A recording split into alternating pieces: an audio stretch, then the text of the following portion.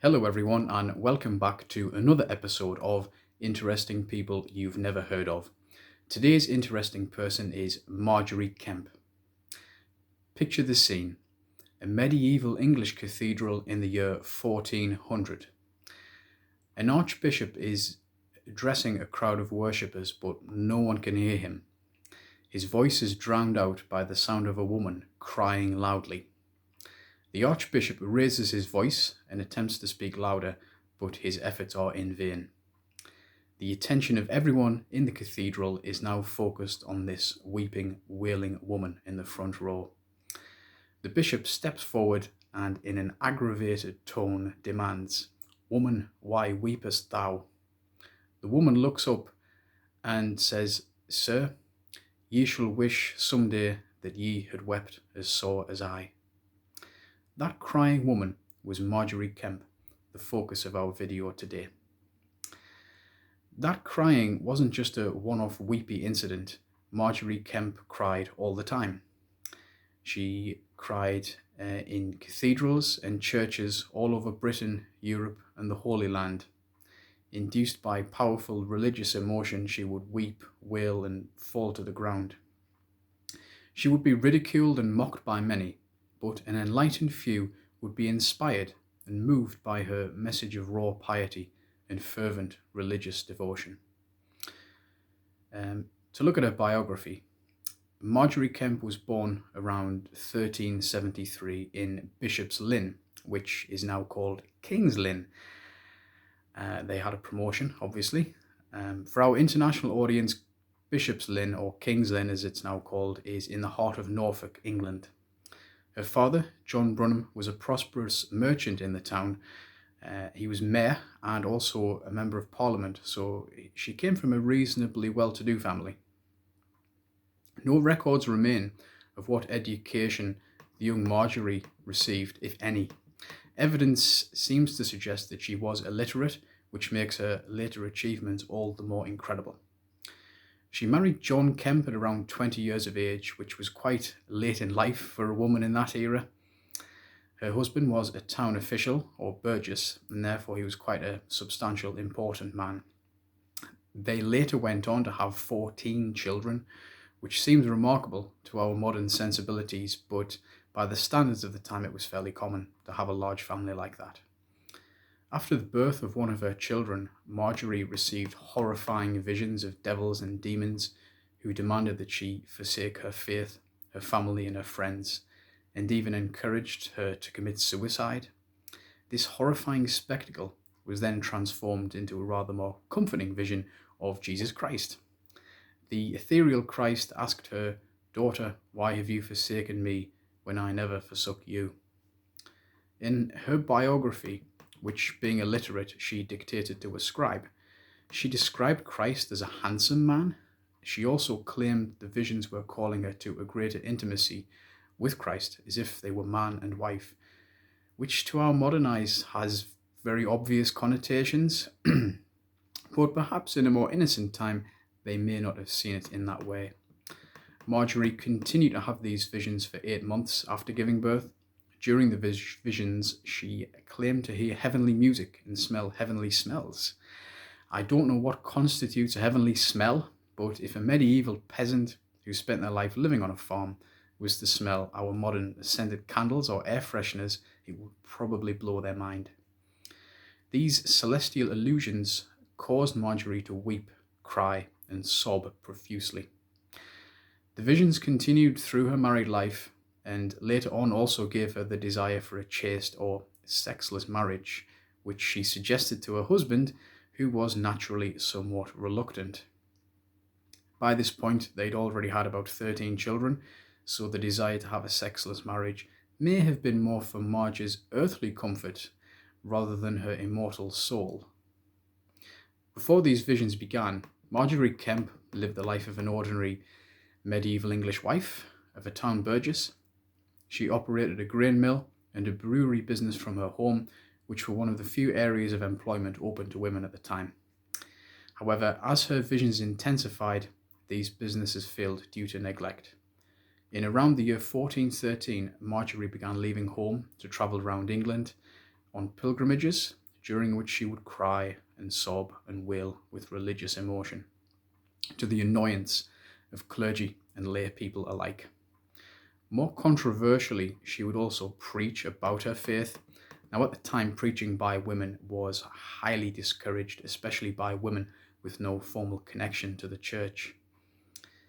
Her practice of wearing white robes also displeased the church fathers, as white was reserved for nuns and not for married ladies of a certain age. She was arrested and tried for heresy multiple times in various towns around England, but was never actually convicted. Every time she was arrested, she always seemed to attract some sympathetic admirer who jumped to the rescue. In the winter of 1413, Margery visited the renowned anchorite Julian of Norwich in her humble monastic cell. An anchorite was essentially a kind of religious hermit who withdrew from secular society to focus on living an ecclesiastical life free from worldly temptations. Julian of Norwich, who was already famous all over England for her piety, gave Margery's visions her holy seal of approval. She assured Margery that her visions were genuine, but cautioned her to measure these experiences according to the worship they accrue to God and the prophet to her fellow Christians, which is basically saying, tone it down a bit, please, you're scaring people. Julian of Norwich called Margery's affliction the gift of tears, a term which Margery quickly adopted. The following year, in 1414, Margery undertook a pilgrimage to the Holy Land. Now, in today's modern era of affordable global travel, where we can board a comfortable aircraft and be on the other side of the planet in half a day, it's easy to underestimate just how arduous and fraught with peril a trip to Jerusalem was for a medieval European. The roads at the time were just unpaved dirt tracks travelling through miles and miles of dense forest in pitch darkness at the risk of being attacked by robbers and bandits, crossing through dozens of petty kingdoms and city-states, having to change currency each time, probably being ripped off by local merchants every time. And of course, at the time, hardly anyone in continental Europe could actually speak English.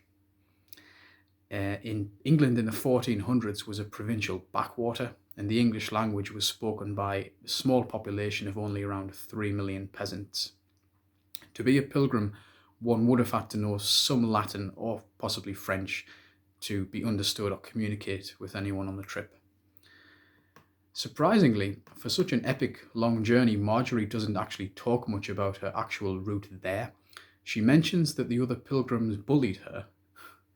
No doubt her excessive weeping annoyed her fellow travellers and made her a figure of ridicule and contempt. The other pilgrims played tricks on her, stole her clothes, refused to allow her to sit with them at meals like some kind of medieval version of Mean Girls.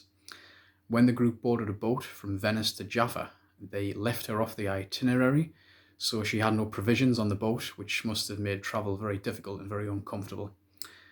One vivid detail mentioned in her book is the moment she first beheld Jerusalem. As she travelled slowly over the hill and saw the shining holy city looming into view, she began crying so hard she fell off her donkey.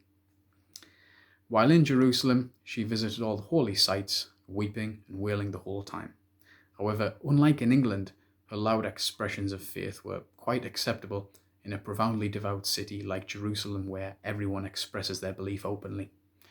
They even have a place called the Wailing Wall, so I imagine no one really batted an eyelid at this English woman who was having a bit of a cry.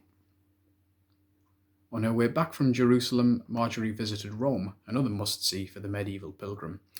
While in Rome, she stayed at the Hospital of St. Thomas of Canterbury, where English pilgrims traditionally stayed at the time.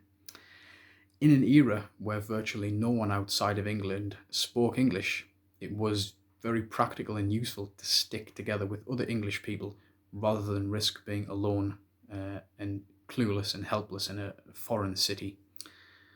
Margery returned to England in 1417, but travelled abroad again the following year. This time she visited holy sites in Spain, Germany and the Netherlands. In those days, of course, Spain was known for its religious austerity and the Inquisition rather than beach resorts and bars. By the 1420s, Margery was actually living apart from her husband and devoted all her time to preaching across England. By this time, she had won numerous powerful supporters who donated their money and influence to her cause. However, sometime in the late 1420s, her husband suffered an accident. He fell downstairs while barefoot and ended up paralysed and needing constant care. Begrudgingly at first, Margery returned to her husband's side and became his nursemaid. Eventually, she came to view this responsibility as less of a burden and more of a gift from God to teach her the value of forbearance. Towards the end of her life, she expressed a desire to write her autobiography, which was quite a novel concept at the time. However, being illiterate, she was of course compelled to seek the services of a scribe who wrote it for her. Her book, with the inventive title The Book of Margery Kemp, is believed to be the first autobiography written in the English language. Margery Kemp died of unknown causes sometime in 1438. She is venerated in the Anglican Communion and other Protestant denominations, but she was never formally canonized by the Catholic Church to which she belonged. Margery's gift of tears was regarded by many at the time to be divinely inspired and continues to be regarded so today by many religious believers. But the opinion among most secular psychologists and historians is that Margery suffered from some kind of mental health disturbance, possibly bipolar disorder, postpartum depression, or even schizophrenia. The visual, auditory, and olfactory hallucinations seem to heavily indicate that Margery was afflicted by a disease of the mind, rather than by demons or the Holy Spirit. It's also likely she experienced issues regulating her thoughts and emotions, and may have encountered difficulty relating to other people, which would potentially place her on the autistic spectrum. However, any psychologist will affirm that we should never diagnose a person we haven't met, and out of respect for Margery and her beliefs, I will leave it to you, the viewer, whether the gift of tears really came from above or not. So, if you have any thoughts about Margery Kemp or about today's video, please let me know in the comments. All opinions are welcome. I will be back soon with another episode of Interesting People. So if you have any suggestions for an interesting person you think I should feature, preferably an obscure interesting person, please let me know in the comments. Don't forget to like and subscribe. Until next time, goodbye.